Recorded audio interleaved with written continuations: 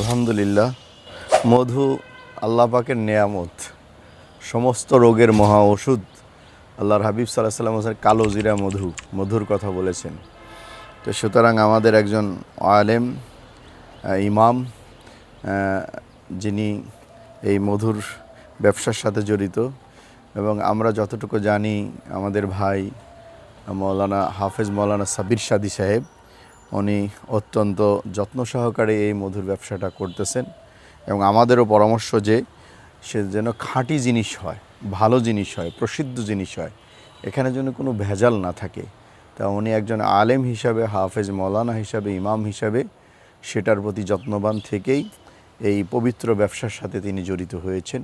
তো আমাদের যাদের মধুর প্রয়োজন, খাঁটি মধুর প্রয়োজন, প্রসিদ্ধ মধুর প্রয়োজন, নির্ভেজাল মধুর প্রয়োজন, আমাদের হাফেজ মৌলানা সাব্বির সাদী সাহেবের সাথে যোগাযোগ করুন এবং মধু পান করুন। সকল রোগ থেকে শরীরকে নিরাপদ রাখুন।